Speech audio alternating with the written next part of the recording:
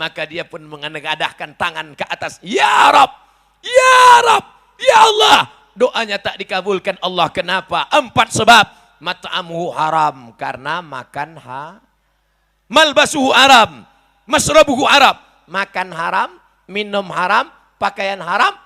Yang paling kasihan nomor 4, wa ghuziya bil haram, dikasih makan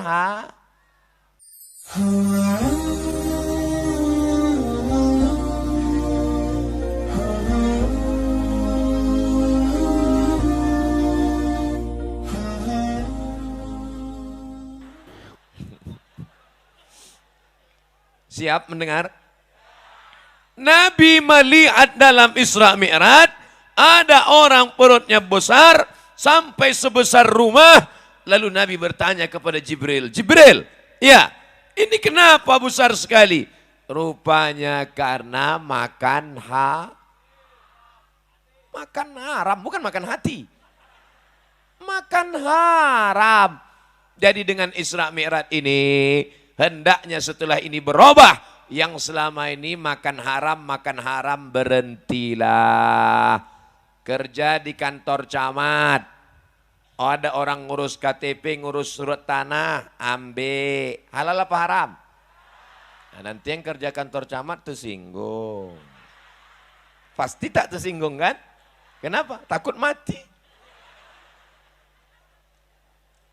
Kerja di tempat urusan mengeluarkan SIM, surat izin mengemudi, pas mau tes, tidak lulus. Tapi ada jalur kalau mau cepat. Diterima, haram. Nanti tersinggung. Tidak kan? Takut mati. Oleh sebab itu maka haram. Apalagi menjelang 17 April ini yang haram-haram berkeliaran ini.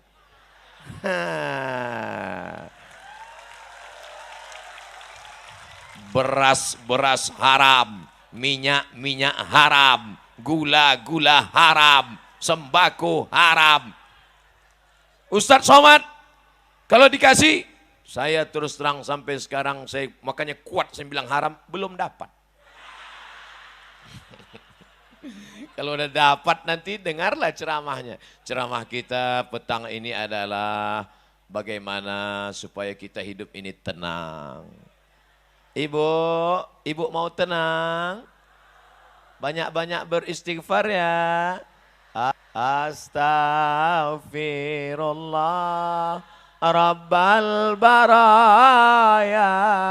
Astaghfirullah minal khataya. Rumah kita diambil orang, tenang. Laki kita dilarikan pelakor, tenang. Itu bukan ceramah, itu pembodohan. Saya ingin menjelaskan, sampai masanya kita harus tegas, sampai masanya harus berkata tidak. Kalau halal katakan halal, kalau haram katakan haram. Jangan bilang haram karena tak dapat. Begitu dapat, Ustadz, ini ada orang ngasih duit 200.000, haram. 2 juta Pak Ustadz, mau 2 juta, mau 200 juta, tetap haram. Kalau kita bagi 2 Pak Ustadz, itu lain ceritanya itu. Tapi katanya haram Pak Ustadz, daripada orang lain ngambil, bagus awak. Kalau orang lain ngambil dibelinya sabu-sabu, kalau kita yang ngambil kita undang anak yatim, kita sedekah. Walaupun dia haram, maka dia berubah menjadi banyak bilang. Diambil duit haram. Jurusnya cap gayung. Cedok sini. Haram. Dibawa pulang ke rumah, dikasih ke istri. Istri membeli beras masuk rice cooker, setelah 1 jam dibuka menjadi belum tentu. Kalau lupa menceklekkannya, tengok air juga. Kami pernah kejadian waktu kuliah dulu. Pas mau buka puasa, Allahu Akbar, Allahu Akbar. Allahumma laka sumtu abika amantu. Tengok air. Kita ulang ceritanya lagi. Dapat duit, diberikan ke istri. Istri membeli beras, beras masuk rice cooker. Setelah 1 jam dibuka menjadi nasi. Kenapa ragu? Nasi, kan udah diceklek kan tadi dulu. Nasi disendok ke dalam piring, ditumpahkan kuah gulai, lalu disuap ke mulut. Allahumma barik lana fima razaqtana wa qina azabannar. Yummy. Sepiring nasi berubah menjadi setetes darah. Itulah mengapa ibu-ibu kalau digigit nyamuk bukan main marahnya. Nyamuk. Kenapa? Dia mengunyah sepiring, nyamuk tuh sikit aja. Dia mengunyah sampai buih-buih. Sepiring nasi berubah menjadi setetes darah. Setetes darah berubah menjadi daging, urat, kulit, lemak, sumsum. Ayyuma lahmin nabata min haramin. Setiap daging, darah, tulang, bulu, kulit, kuku tumbuh dari yang haram. Fannaru aulabi, tempatnya neraka jahan. Makanya tiap hari kita berdoa, Rabbana atina fid dunya hasanah wa fil akhirati hasanah wa qina azabannar. Supaya jangan sampai kena api neraka. Apa sebab masuk neraka? Gara-gara makan haram. Makanya ibu kalau bapak pulang nanti bawa duit. Oh my dear, my darling, buah hati belayan jiwa. Ini abang bawa duit 1 koper. Ini dari mana bang? Aku tak rela kau kasih kami makan haram. Kalau ini haram kau bawa pergi sana. Serahkan ke istrimu yang kedua. Saya mancing aja. Saya tengok bapak-bapak udah mulai senyum. Ibu itu memang ketawa tapi urat mukanya keluar. Bapak ibu yang dimuliakan Allah SWT. Abang, biarlah kami susah, biarlah kami tak makan, asal jangan kami tersentuh api neraka. Begitu kalau istri solehah. Tapi kalau dapat istri BCL, tahu BCL? Bini celako. Bang mau haram-haram lah. Aku muak udah hidup susah nih. Na'udzubillah. Mudah-mudahan kalian yang lajang-lajang dapat bini yang solehah-solehah. Yang bilang amin tuh yang lajang. Anak udah 3. Amin. Dia pula yang semangat. Jadi setelah Isra Mi'raj ini, pulang dari sini mulailah takut yang haram-haram. Janji? Siap? Jangan ada dusta di antara kita. Yang ketawa anak kecil pula. Macam paham aja dia. Bapak Ibu yang dimuliakan Allah Subhanahu wa taala. Oleh sebab itu, yang selama ini kira-kira mengapa lahir 3 anak yang soleh-soleh juara internasional? Haji Ja'far Hasibuan, Haji Darwin Hasibuan, Haji Azra'i Hasibuan. 3-tiganya Qori Trio Hasibuan dari Sumatera Utara. Karena orang tua dulu mengasih makan anak halal. Halal. Coba kasih anak makan haram. Nah, itulah yang lompat-lompat lari-lari. Bukan salah ibu mengandung, tapi salah bapak yang punya burung. Dia mengasih yang haram. Mohon maaf tuh. Saya kadang ceramah ini keceplosan itu. Mau bapak ibu maafkan silap salah saya. Itu pula enaknya kita ceramah di kampung kita sendiri. Orang dimaafkan ya silap salah. Oke, kalau gitu kita ulang dari balik. Oleh sebab itu bapak-bapak kasihlah anak makan yang baik-baik. Nih contohnya, kalau mau anak terang otaknya menghafal Quran, baca Quran, bayati, soba, sika, nahawan, jahar, karas, tajwid, idgham, ifa, gunnah, qalqalah, bila gunnah, suara bagus. Maka contoh kasih makan halal. Apa pula? Halal. Kasih anak-anak makan halal. Jangan pernah disuapkan makan haram. Dulu pesan atuk kami kepada emak ayah kami, cucuku ini kalian kasih makan halal. Jangan kalian kasih makan syubhat. Jangan kalian kasih makan haram. Jangan kalian kasih makan riba. Nanti kalau dia makan haram otaknya gelap. Tak nampaknya jalan. mana bengkok, mana lurus, mana hak, mana batil. Semua rata aja di dunia ini dibuatnya. Bantai saja, hantam kromo, riba sudah.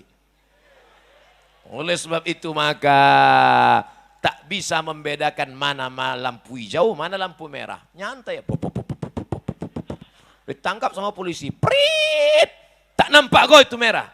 Belum merah kali kita tengok Pak. Itu pasti orang Medan tuh.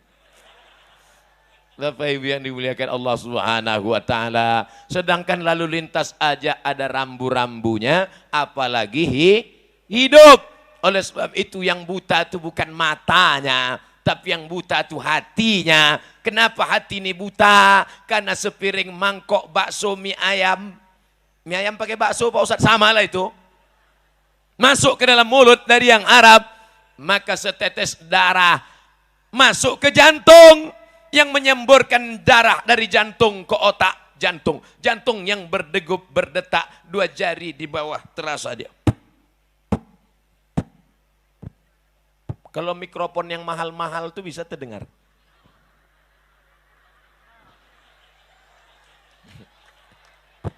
Bapak Ibu coba rasa, yang dirasa dada sendiri, jangan dada kawan. Itu kalau yang normal. Tapi kalau yang banyak utang.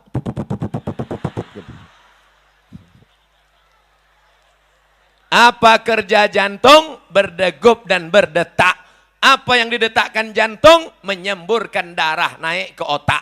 Kalau darah membawa oksigen dihembuskan dari jantung ke otak tak sempurna, itulah dia orang mengalami stroke ringan. Oleh sebab itu maka banyak-banyak ruku, Allahu Akbar, mengalir dia. Menungging pula. Sebab salah saya ceramah nih. Nanti saya menghadap ke sana, mengunding pula ibu-ibu. Sujud, makin turun dia ke bawah. Itu zohirnya. Tapi batinnya bahwa hati mesti menerangi. Itulah yang disebut dengan hati nur, cahaya. Allahumma ja'al fi qalbi nura, jadikan dalam hatiku cahaya. Wa fi sam'i nura, telingaku bercahaya. Wa fi basari nura, pandangan mataku cahaya. Wa an yamini nura, kanan cahaya. Wa an yasari nura, sebelah kiri cahaya. Wa min amami nura, bagian depan cahaya. Wa min khalfi nura, bagian belakang cahaya. Wa min fauqi nura, atas cahaya. Wa min tahti nura, bagian bawah cahaya. Sehingga kalau sudah cahaya ada, kita bisa menengok terang benderang. Yang menyebabkan gelap itu karena makan harap. Yang pertama gelap bukan mata. Yang buta mata hatinya. Nanti saya nyanyikan, diundang orang pula menyanyi dangdut. Bapak Ibu hafal semua ayatnya. Saya bacakan. Khatamallahu ala qulubihim wa ala sam'ihim wa ala abasarihim. Yang pertama gelap mana? Hati. Setelah hati gelap menular kemana? Telinga. Setelah ke telinga kemana? Ke mata. Hati terkunci, telinga tersumbat, mata tertutup. Summum, bukmun, amyun, fahum, la ya'qilun. Otak tak lagi bisa bekerja. Itulah maka jangan heran. Kenapa ceramah tak masuk ke telinganya? Kenapa berita menengok orang mati tak masuk ke telinganya? Kenapa hari ini dia menyaksikan orang tertangkap, besok pula dia ditangkap? Karena sudah buta mata hati gara-gara makan harap. Memangnya Ustaz Somad tak pernah dikasih orang? Pernah juga, cuman tak terlalu banyak. Sikit-sikit aja. Pernah Ustaz ambil, pernah saya tes. Besok kepada para ustadz dan da'i diundang acara pembagian kain sarung. Sebetulnya saya pun malu pakai kain sarung ini. Karena kalau dipakai di masjid, tertulis di ujungnya, coblos nomor.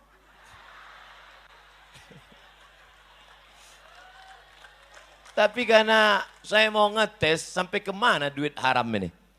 Saya pun pergilah, kain sarung nggak apa-apa. Rupanya di balik sarung tuh ada.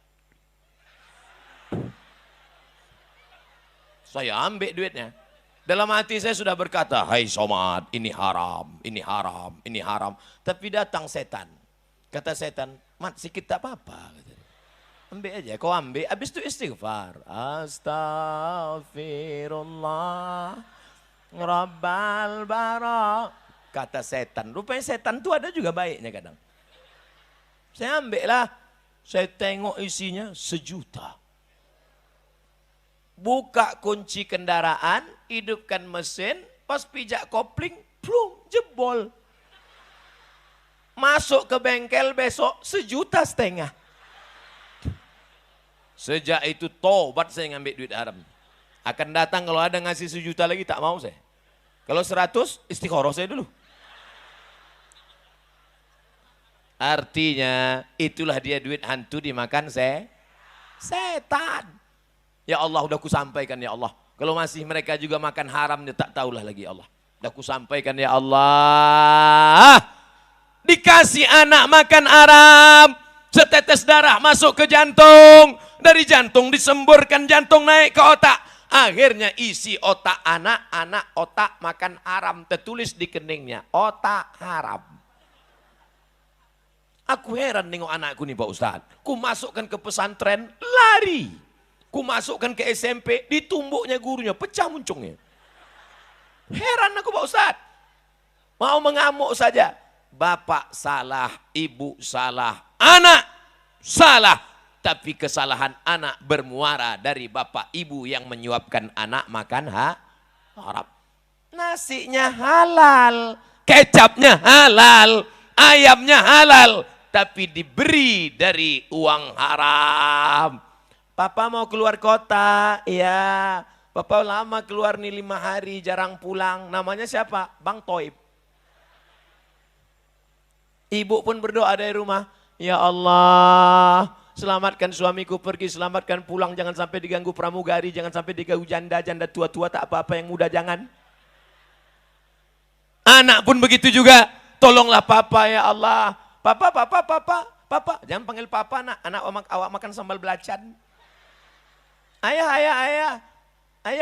adik doakan ya. Iya. Tapi doa anak bini tak dikabulkan Allah. Apa sebab? 4. Rajulun as'as. Ada orang yang rambutnya kusut dan berdebu. Kenapa kusut? Karena dia sedang di tanah suci melaksanakan ihram. Kenapa berdebu? Karena dia tak mandi. Kalau mandi takut gugur bayar dam. Kalau disisirnya takut gugur bayar dam. Potong kambing. Maka dia pun mengadahkan tangan ke atas. Ya Rab! Ya Rab! Ya Allah, doanya tak dikabulkan Allah. Kenapa? 4 sebab. Mat'amuhu haram, karena makan malbasuhu haram, masrabuhu haram, makan haram, minum haram, pakaian haram. Yang paling kasihan nomor 4. Wa ghuziya bil haram, dikasih makan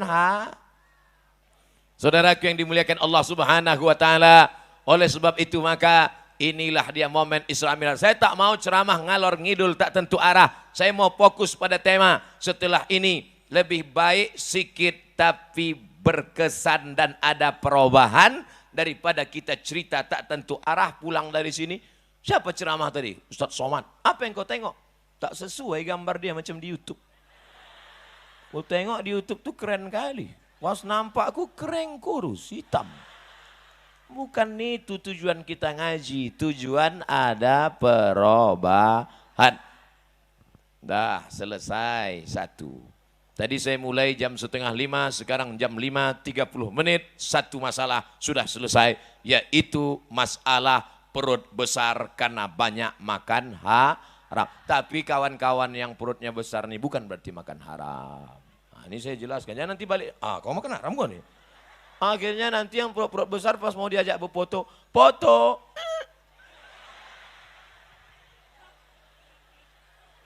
Yang gemuk sehat, yang kurus sehat, jangan paksakan diri.